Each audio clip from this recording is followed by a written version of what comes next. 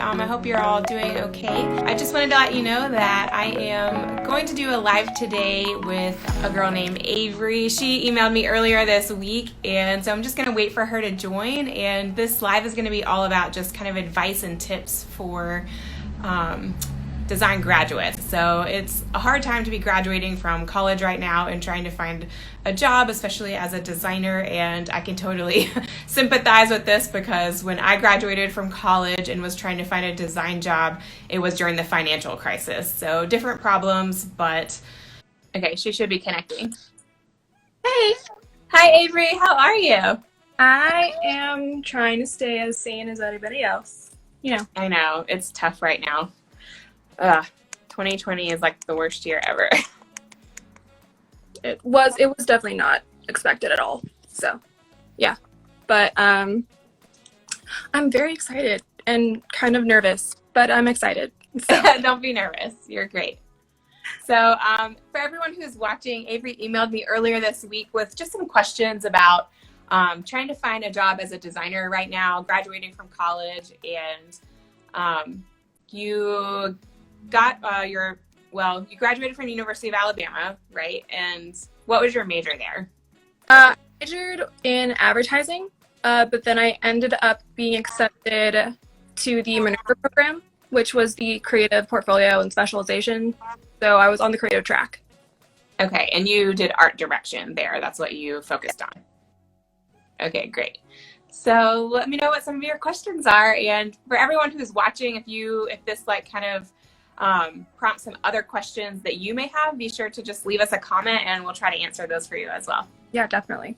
Okay. So one of my first questions is, when all of us are, there's, so many creative agencies, so many creative ways that you can kind of be involved in different businesses. How do we hone in on this particular craft in order to figure out entry-level positions that are open or internships, and who do we look to contact for that? Yeah, so I think it just depends on maybe like what industry you want to be in. So it sounds like initially you wanted to be in advertising, but are you having a hard time finding any opportunities in advertising right now? Is that the problem? Or did you kind of change your mind?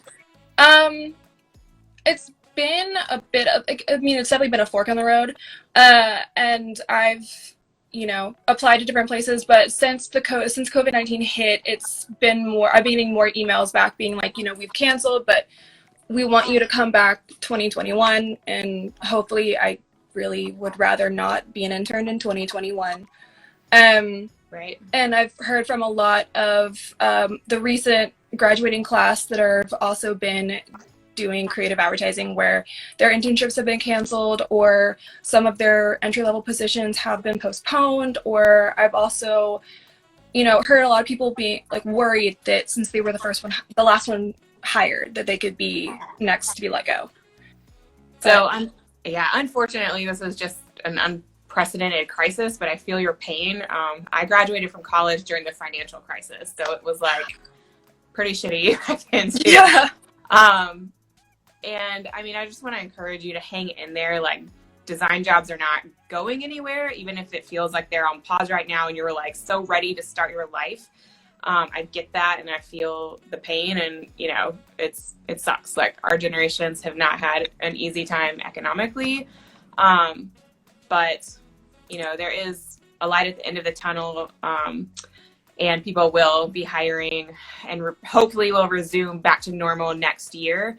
That doesn't mean that you have to be idle right now, and you can still, try to get jobs and get experience. Like, I would say that's the best thing that you can do, and a way to kind of maybe have a leg up on, sorry, but it is competitive. And so if you're able to get some experience under your belt, or just show that you were proactive during this time, I think that's going to really help you when maybe companies are kind of resuming to hiring full-time positions again. I would say in terms of who to contact, sorry, my cat is like wanting to be in here as well. In terms of who to contact online, I think you're doing everything right. I would say an HR department, if the company has that, a recruiter, if you can, look on LinkedIn. That's probably a great resource. Or just look up companies, try to research companies here in the South in terms of, I know you mentioned on our email you might be interested in working for some wallpaper companies. Right. I'm not super familiar with, I have never worked in wallpaper, but I did work with a wallpaper company just in terms of partnering for Candace Olson and some different designers that we had licensed with back when I worked at Surya, which is a rug company here in Georgia. But York is a good wallpaper company. That's who I worked with, and they're based in Pennsylvania. I don't know if that's too far away for you, but they do, I looked up on their website earlier today, and they do have, they do take artist submissions. So I know it's not like a full-time position, but that could be something that, a way to be proactive and not idle right now is to maybe, you know, try to still get your work out there, submit designs to different companies. Yeah. Even if it's not a full-time position, it's one thing that you could do to sort of even just learn, you know, like. Yeah, definitely. Thank you. Let's see here. My next kind of follows suit with some of that stuff as well, where it's moving more towards into design and kind of more of the stuff that we're doing with your portfolio surge course and everything else. Is, would you kind of recommend working with, like, I would guess design retail shoppers or design, or like interior designers want to sell patterns? Or because I know that you're most likely textile, but you know, how can we get to know other people in it that are contact that would need us to design for them? Like, how can we get in with them is kind of what I'm trying to say. So if you're interested in doing more pattern design work, like doing 2D pattern designs, I would say that working for a wholesaler or a manufacturer or even a private label company is probably your best bet. Interior designers, so sometimes people get confused between interior design and interior decorating. So that might be more what you're thinking as interior decorators. And they're doing more, the way they design is they basically shop for products from different wholesalers and put a room together. And so if you're interested in that, you know, interior design or interior decorating, then I would say to reach out to them. But they don't actually hire pattern designers. They kind of shop from what's already existing in product. So if you want to create the actual product or create the designs that go on the products, I would say you want to work for a company that's actually producing those products. Okay. And do you know, can a person normally like work remotely for those wholesaler companies, or would you work in-house for them? How would that kind of go? Yeah, I would say mostly in-house. With COVID, it might be more remote work as of right now. I mean, in the past, I think companies that I've worked for, I worked for a couple of companies that were pretty resistant to, you know, designers working remotely, especially if you had just been hired. They may have been, one company that I worked for was a lot more open to remote work if they already knew you and trusted you and like you built that relationship with them. And so, yeah, that company, I mean, I worked for, I think for like 4 years. And so my husband and I moved to Birmingham. We're back in Atlanta now, but we had moved to Birmingham for a couple of years. And, you know, he offered to let me work remotely. The current company, it's kind of confusing, sorry, but the current company that I had been working for, so I had moved to a different company, they also wanted me to work remotely for them. So that's what I ended up doing. And it was kind of a temporary transition. So they preferred to have people in-house. And so I actually trained my replacement and just kind of like came up when I needed to, but I was still fulfilling the job role from afar. But yeah, they preferred to have people in-house just because it really is easier in person. And I think you will even learn more and benefit more from being in person by working with, you know, your boss, your manager, your art director, as well as your design team. It's just like a nice collaborative environment. Oh yeah. And then once you kind of learn the ropes, it is, you know, it's easier to collaborate when you have that foundation, I would say, from working in-house. Yeah. I would say that, I mean, a lot of that holds true. A lot of the things that I've missed since everyone's kind of in their own homes and everything else is just be able to collaborate with others that understand kind of your way of thinking. Yeah. And being able to just really look at something and be like, no, there's something missing. I I've stared at this so many times, I can't even look at it anymore because I don't know. And once you bounce it off someone else, and they're like, you need this. Clicks. Right, exactly. How would you suppose that design students or recent grads or just young creatives in general, as they're trying to make it in this industry or in any creative industry, how can we self-promote when it seems like it might be less important to self-promote during the Black Lives Matter movement and through COVID-19, because it just seems less important? Yeah, I mean, that's a good question, because you don't want to come off as being insensitive. You don't want to be insensitive. And I would say that, just trying to do whatever you can to be an ally and just to be sensitive to what's going on right now.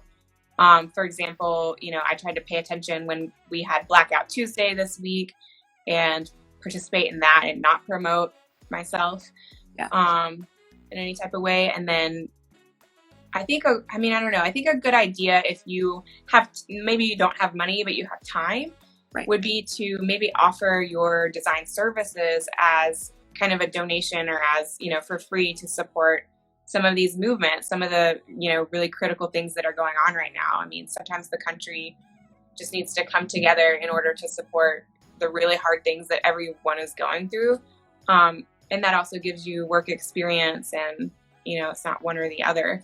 I've also seen a lot of artists here on Instagram, just creating personal work for, in support of Black Lives Matter, in support of, all the healthcare workers, COVID-19, just as a way to be supportive, but also show their skills. So, maybe engaging with these issues, maybe as a subject matter, is a good way to still show your skills and continue, not letting them get dusty, and, continue using your skills, but also be engaged and supportive and an ally. Yeah. I definitely was doing that. My father was a healthcare worker, and so during everything else, I was just trying to use some of the different drawings and stuff that I've archived, but also new ones as well, just to kind of promote awareness of everything. And then I think I've recently done one for the BLM, but it's just that little struggle that you always kind of feel a little bit weary of. So I just want to voice it. Yeah, of course. I think as long as your intention is to be sensitive, then you're in the right place. I mean, I don't think there's so many different opinions and so many mixed emotions that, I don't think you're going to be able to avoid some friction at some point if you are being engaged. But I think as long as your heart's in the right place, then, I wouldn't worry about it. Yeah, I think I can get with that for sure. So then I'm moving into, I know, and I am one of these people who, coming from college, of having some righteous freedom, of being on our, and now, we're trying to look for ways that we can make real money. We can hone craft and also be able to act active. And so I was just wondering if you had any tips about how to kind of do that in order to make a living, while we're still almost looking, or maybe even have an unpaid internship. Yeah, so I'm not gonna lie, it's not easy. Nothing about this time period that you're graduating from college, and I'm sorry, I am. I mean, I had to deal with this in the financial crisis, and I don't even think that was as bad as it is right now. So it sucks. It just does. I was a nanny for a year when I first graduated college. I was still taking graphic design courses online, and the financial crisis was happening. So I feel your pain, and I would say, even though it sucks, do what you can to support yourself. Get a part-time job. You're going to have to probably work overtime. When I got my first graphic design job, I went through a temp agency. So that's also an option. And I was an hourly worker. And then they ended up hiring me full time because I proved myself and, did a good job.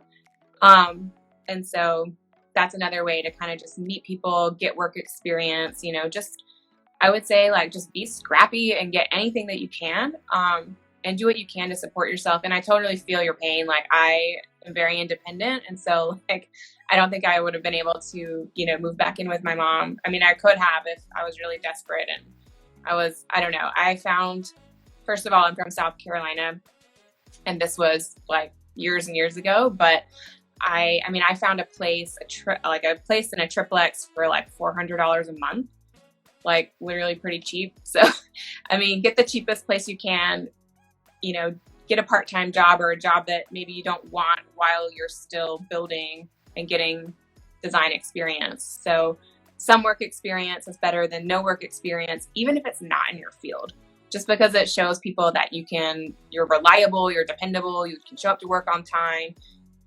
and so even those kind of things are valuable when you are applying for a design job. Definitely. Yeah, I've been retail since everything gone about, and so now I'm trying to maybe try it, because maybe something else needs to happen. Okay, so as we've mentioned of the stream, of talking about how I have a background in art direction, and so I was wondering if that helps me or that hinders me in terms of like a design. So yeah, I think that it definitely helps you. I just don't know if you're looking to get a job in textiles, it might not be as relevant as the advertising industry. In textiles and in graphic design, I would say, and even in surface pattern design, it's generally like you start out as a junior designer, then you get promoted to designer, then you get promoted to senior designer, and then usually like mid to late 30s to early 40s is when you would become an art director. So I don't know anyone who's graduated from college and become an art director. However, I think that what you learned in those programs is only going to help you. It shows that you can really understand the direction, a theme put together. Like if I was an art director or an art manager and I hired you, I would say, okay, like you're going to be in charge of doing the trend research and creating mood boards for the rest of the design team, like just based on what I've quickly seen from your portfolio. I've worked on design teams where we were all responsible for doing trend research and mood boards, but if you could have one person who is more, maybe more talented or more focused on that frees up time for the other designers to do other things.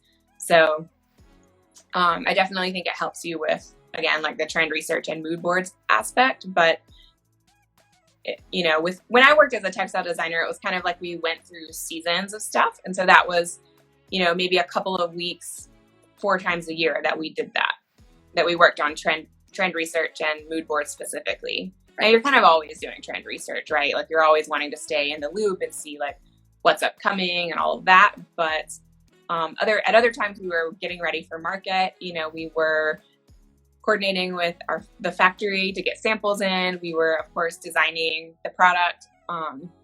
And so creating color palettes, all that kind of stuff, even doing revisions on things that had come in and that were sampled that weren't quite right. And you have to go back and do a revision. So it was part of the job, but it wasn't like the only function of the job, if that makes sense. But yeah, I think it would definitely help you. Anything that you can learn and any kind of work experience that you can get is only going to help you. Okay.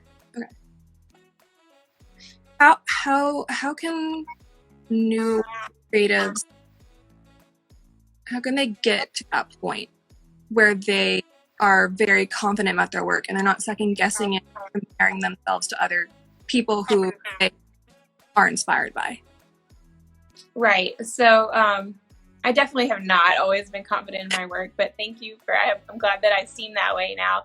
I don't know. I think creatives always struggle with this.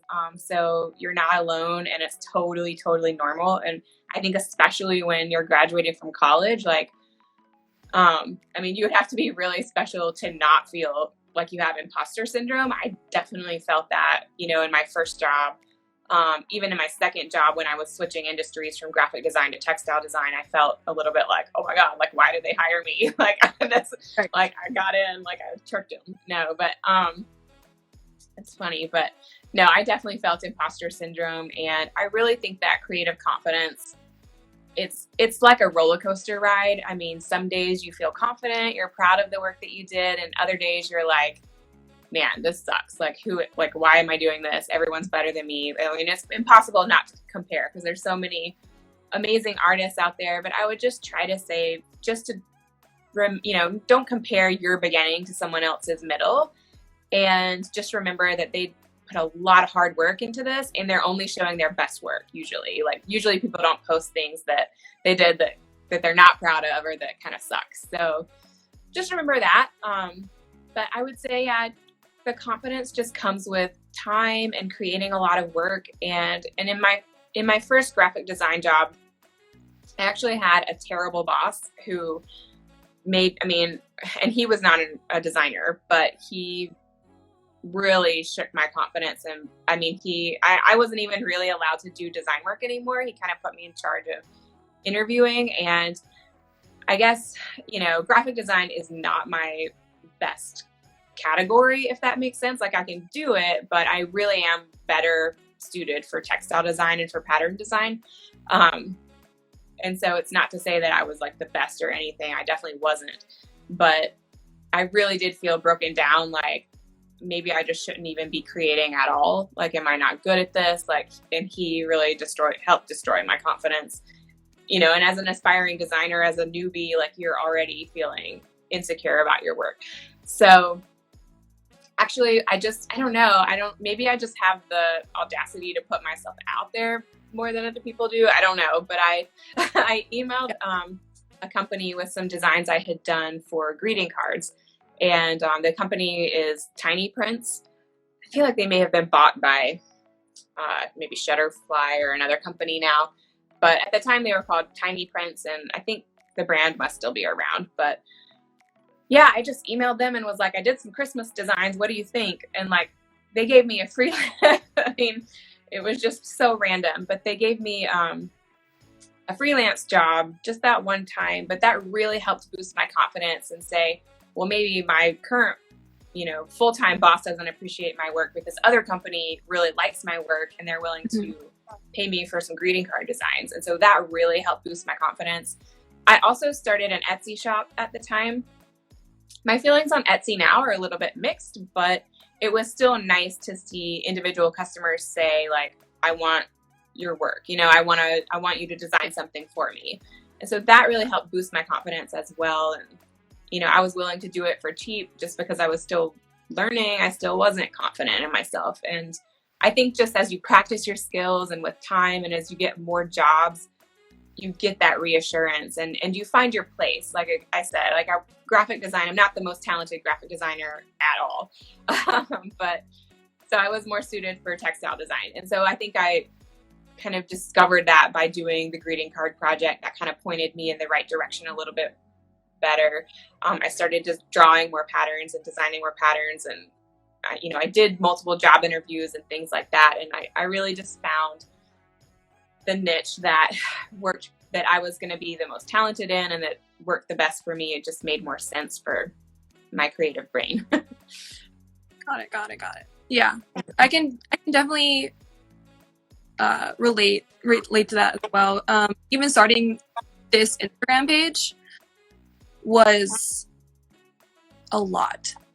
Like, just being able to kind of put the random stuff that I've done over time, just bored, or if I'm just really anxious about something, and I have like my own kind of therapeutic way to calm me down, and to share all that. To me, I was like, oh, those doodles, like, no one cares, it's whatever. And it took 3 of my best friends from school to be like, no, like, you're a badass, put them up, and then everyone's gonna like it. And like, for some reason, people are like, hey, do you do custom, like, you do collages with people? Like, yeah, and it just kind of grew, and it's still very, very, very, very small, and it's just kind of starting. But I can it's a weird feeling. People are actually very appreciative of your work when you kind of feel like it's just nothing. So it's been strange, to say the least. Yeah. But every creative struggles with that. I mean, it's so normal. I would say just keep having the audacity to put yourself out there. And I mean, honestly, like probably the worst thing that's going to happen is if someone doesn't like it, they're probably just not going to pay attention. You know what I mean? Right. So you're going to find your people that love your work, that appreciate what you do, and that, want to see more. And so that's just part of, I think, being on Instagram is people just have different interests, on Instagram. There's so many niche accounts for, people that like, I don't know, like sports cars or anything. So yeah, collage is definitely one. And I would just say, like, create the work and put the work out there that you want to be doing. So if that's the work that you want to be doing art direction and you want to be in advertising, then hang in there and just keep doing the work, because those jobs will come available. Like COVID-19 is a really weird, I say no one could have predicted this, but of course some experts did, but I mean, the general public did not expect this to happen. And so it's just, you're just graduating at a really unfortunate time. Just persevere, like hang in there. And, I would say, like, don't feel like you have to switch industries if that's not what you really, really love and want. At the same time, I know this is going to sound contradictory, but like, take whatever design work you can get. And just because anything that you can get that's available right now is only going to help you. Even if you want to, switch. But I would just keep in the forefront of your mind, like, what you really see yourself doing. And if that's art direction and advertising, keep that here, keep that as the focus, even if you have to do logos for people or like different stuff. And if people are coming to you for collage, like, you could try to open up an Etsy shop. I feel like Etsy's gotten a little expensive with their fees and stuff for what, I don't know. I took like maybe 2 weeks to compare other just personal shop like Shopify, Etsy, as well as how they work with on-demand website. And it's pretty wild. It's pretty wild. I would also say I've been doing this more recently, and I should have done it. I've done it off and on throughout my career, but try to read maybe books like, have you read Big Magic by Elizabeth Gilbert? I don't believe so. Okay, so that's an awesome book for creatives in all the things we're talking about here. She kind of touches on. Another one is Steal Like an Artist by Austin Kleon. And I'll put all these books on my resources page on my website. So if anyone's listening and you want to go check it out. What's the other one? Find Your Artistic Voice is another one by Lisa Congdon. I always get her last name. It's hard to pronounce her last name, but that's another really great one. And just in terms of having the confidence of just having to create a ton of work to really find what you love and what you're good at. But yeah, I think it helps you feel like I'm not alone. I'm not isolated in this, and there's nothing wrong with me for feeling this way, for having these mixed emotions. Yeah, definitely. Because my mom studied graphic design when she was in college in the 80s or 90s. Mm-hmm. And stuff. And so I've always grown up either going to exams, or she's telling me about different, or she's showing me this is why this is amazing and stuff like that. So I can. So those books. So I definitely want to read those, and that's just kind of how I grew up doing stuff, is paying attention to all of that. One more question that just came to my mind, because you just bring interviews and everything like that. From the amount of interviews that you've been in, what do you think is the most question that you've been asked through it? In terms of questions, I think, everyone will ask you, where do you get your inspiration from? So that's a big one. People will, I think, try to ask about your creative process. And so I think that the goal with that is they just want to see how you think as a designer and like how you would problem solve creatively. But But really, I think the most important thing is going to be your portfolio. That shows more than it tells. And so I think that, having a portfolio that you feel like is relevant and that you feel proud of, and of course you're going to be nervous about it. Like, that's totally expected. I mean, when I look at my first portfolios, like, I don't know how I got hired. They're terrible. But your portfolio is really good. I think showing, the work, creating the work and showing the work for the job you want to have is important. What's another question that people ask in design? I think, some people might throw out the question like, are you organized? Which that's kind of like a generic job interview question. Yeah. They'll ask, what's your strengths and weaknesses? That's always like a really big interview question. And I would say, don't say I'm a perfectionist, like, as my weakness, because everyone says that and it just feels a little bit like you're avoiding the question rather than giving an honest answer. So just say, just give an honest answer, but try to spin it in a positive way. Like, you could say, oh, like, sometimes I have trouble prioritizing, but I know I can ask for help on what I need to prioritize, or just, follow it up with something that you can do to correct whatever your weakness is, or, kind of put a positive light on it. And I think you're good with that question. That has been... And I know it feels probably so anxious graduating from college and feeling like, oh, I can't like move forward. But as someone who's been working for a long time, a lot of people are like, oh, like, I would love to have that free time to kind of like work on my own style. And so I would say, like, you're doing the right things and just like keep making work, even if it's just personal work for yourself. And just try to enjoy it. I know it's hard not to think about the future or like the next step, but it will come. I promise it will come. You'll find your way. I think the only other frustrating part of it is just kind of having to explain to either relatives or parents or something exactly what you're doing. Yeah. And just like trying to explain to them, I know that basically just think that I want to be an artist and that's scary, but there's a reason behind it. And I don't think I've met a creative yet who doesn't say in some way, shape, or they are almost afraid of the cubicle or just kind of like working at a, don't get sucked into that. That's all bullshit. It is. Yeah. I mean, when I was in college, I was actually a fine art major. I majored in oil painting, so I kind of did a detour from that. But, I had all of my parents' friends asking me, oh, are you going to teach? And like, the funny thing is I am teaching some online courses now, but I didn't want to go into like the school system per se. Right.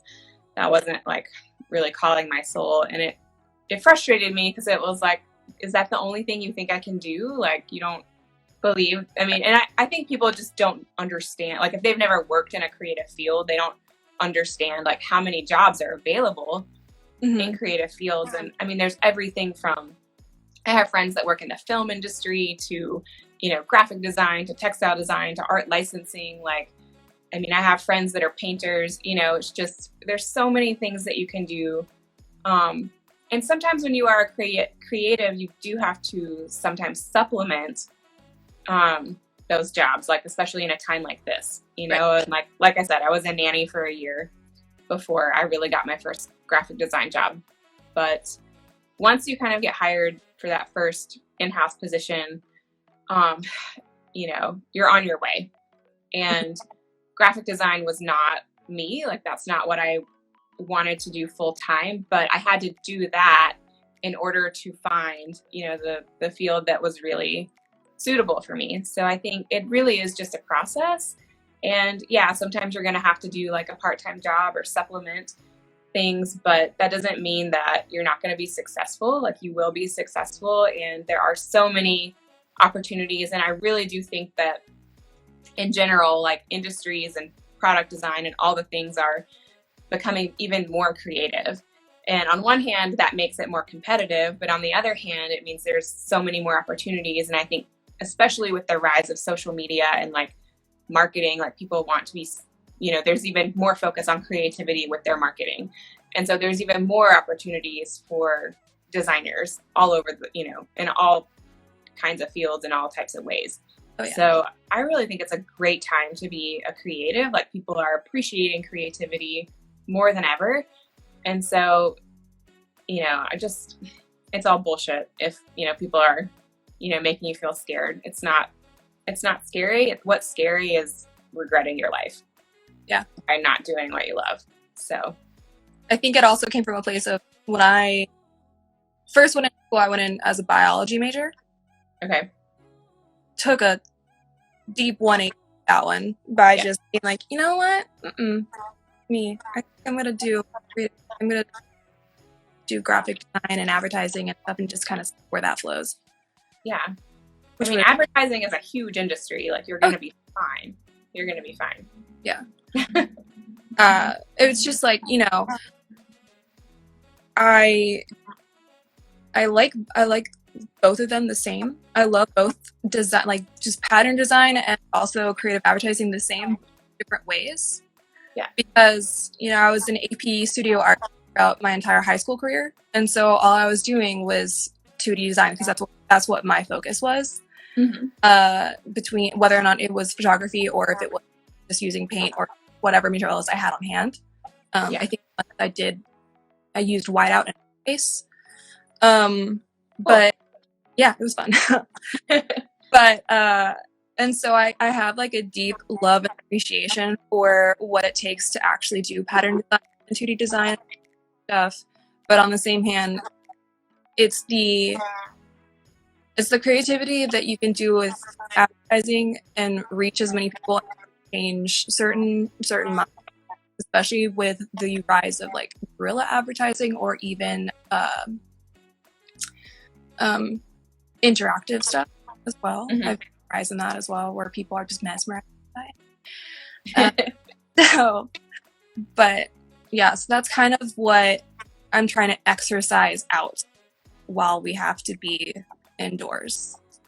So that's kind of where you're doing all the right things. And I mean, I just let me grab this real quick. I mean, I love pattern design. I'm a textile designer, but I literally just like made my own sketchbook, like from a bookbinding class that I did in college. Like things are going to come up. You're going to have different interests and, you know, that's okay. And you can have more than one love. And some things could be more of a hobby or more of like a side hustle, you know, whereas you have your like full-time job if that ends up being in advertising or vice versa. Mm-hmm. But you're going to find your way. And I would just encourage you to pursue all your interests, you know, and at some point they're going to kind of merge and I don't know, you're going to find what's a hobby and what's a full-time job, and that might evolve over time. And that's totally cool as well. I'm so glad you reached out to me. I love talking to anyone on here. So so I appreciate it, Avery. And I'll be around if you want to email me in the future, and I'll see you of course in the portfolio storage course. Of course. Yeah. But all right, guys. Well, we're going to sign off, but have a happy Friday and a good weekend. Thanks. Bye, guys.